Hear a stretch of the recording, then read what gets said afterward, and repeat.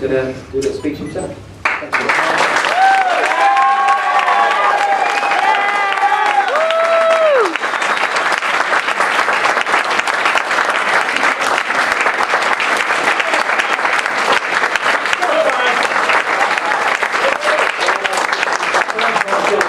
That was exceptional. Right. Silence. Oh, no worries. I'm waiting for that dramatic pause. Right. Good afternoon, ladies and gentlemen. I hope that covers everyone. Oh yeah, and George. For those of you who don't know me by now, my name is Pav, and I'm the best man. I hope you're enjoying yourselves. I'm sure you all agree it was an amazing wedding. Unfortunately, every silver lining has a cloud, so there I am. Just before I begin, I'd just like to, Lizzie and Johnny, to do one thing.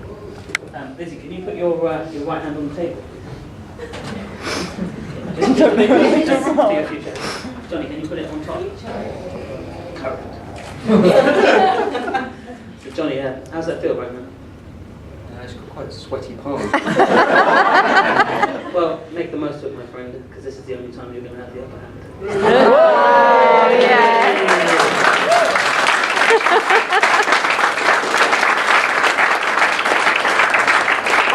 Being asked to be best man is about 5 minutes of glowing pride and being truly honoured that Johnny asked me, followed by an eternity of panic and misery. Lizzie, I'm sure you had a similar experience when Johnny asked you to be his wife.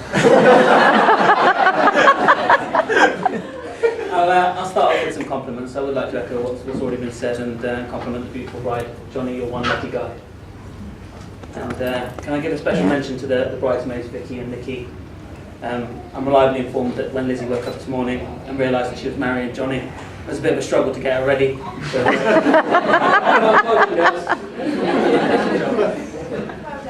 let's not forget the ushers for the day, Tom and Russell.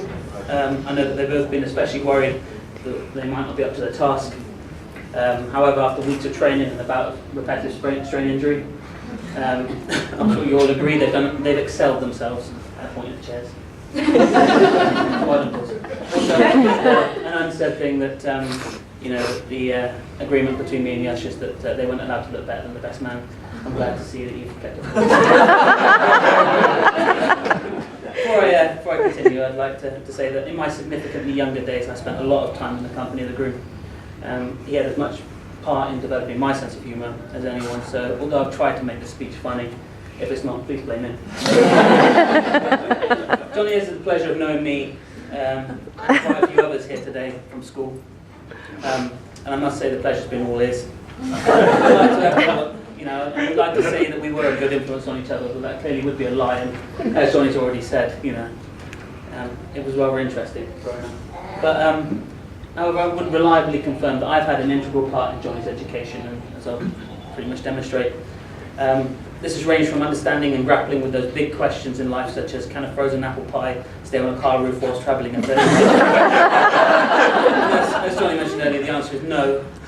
That being said, Johnny, I'm sure it had as much to do with the fact that it was the cheapest apple pie that we could find from Tesco, and it looked more like a frisbee. So I think the beginning of and the end of our education, when we both decided, and we both ended up in the same classes at college. Maths mainly consisted of us bunking off to watch whatever new film was at the cinema, and we did sure we got our money's worth on our monthly membership at Cineworld. I know what you were thinking. We did the economies of scale. We weren't going to get scammed out of that. Right. We even took this further, and we encouraged others to join us. One such guy was a guy called Danny, who was in our maths class. He was on his way to being a doctor. Unfortunately, he met me and Johnny. I can reliably confirm he's been pretty well in therapy at the moment. I think if I was going to pinpoint the exact moment that we both decided college wasn't for us, it was pretty much as soon as I learned to drive. For all of those of you who don't know, I was the first out of our group to learn to drive, and I would spend a fair amount of time just driving around Swindon and the surrounding areas.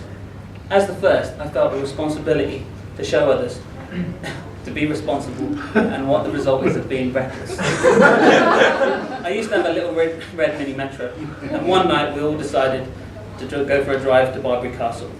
Johnny was in the passenger seat, Sean and Johnson. Sean is just over there. He's been passing himself off as George all day. Very good, is that no? Yeah. And Johnson just over there, isn't that?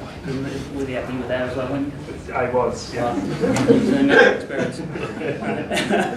I can't recall who decided it, but we see how long it took my little red Metro to reach 60 miles an hour.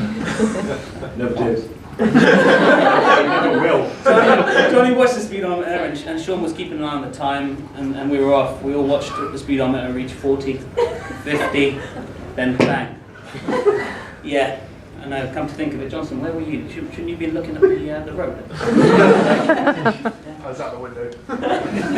Yeah, yeah, you're right. We went straight through a wooden fence. And what were the last words that were uttered before we went through that fence, Johnny?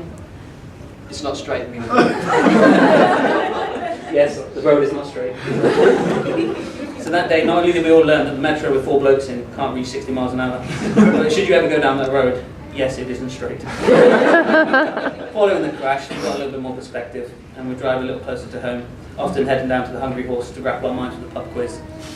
Johnny, you're always on form to ask the serious questions in life, such as how many members of S Cup Juniors are there? The lead female role in Enchanted. I can recall not so many years ago when Johnny first told me about Lizzie. He called me to say that this beautiful girl had moved into the house. Sorry, his exact words were that the new girl had moved in and she was like a dream wrapped up in a rainbow.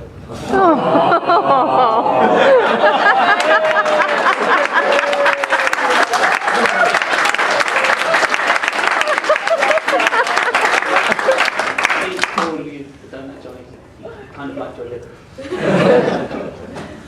Me and Johnny were always kind of in opposites. I mean, whilst I was blasting, hip hop out of my car radio, and yes, guys, despite the car crash, the radio still worked.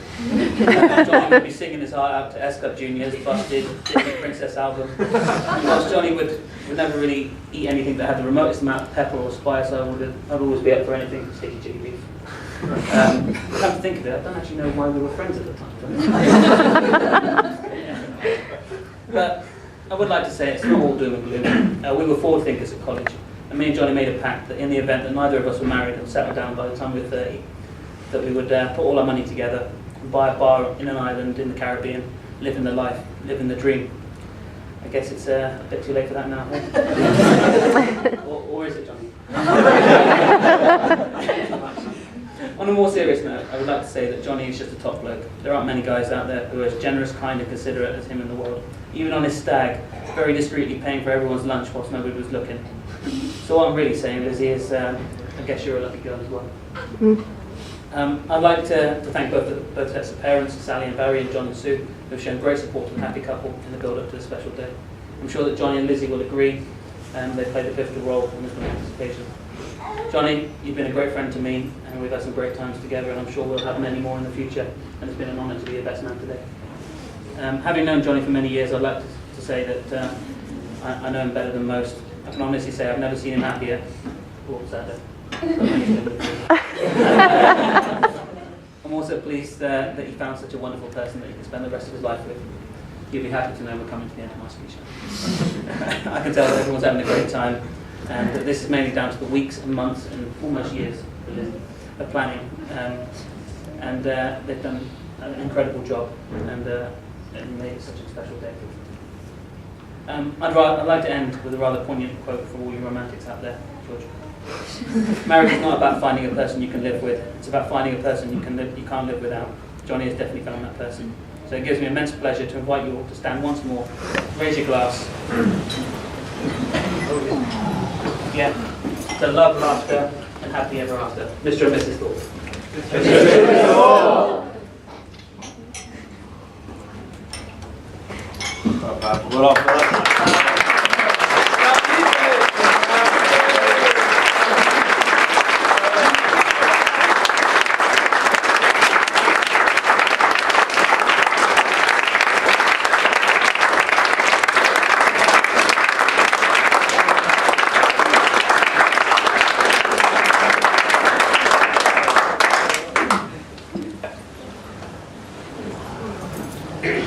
Ladies and gentlemen, it is my pleasure to announce you that the day continues with the evening reception, for which we will prepare a nice barbecue outside, we'll install a disco and you will have a private bar.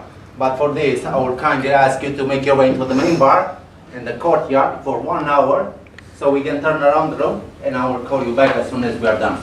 Thank you very much. Thank you.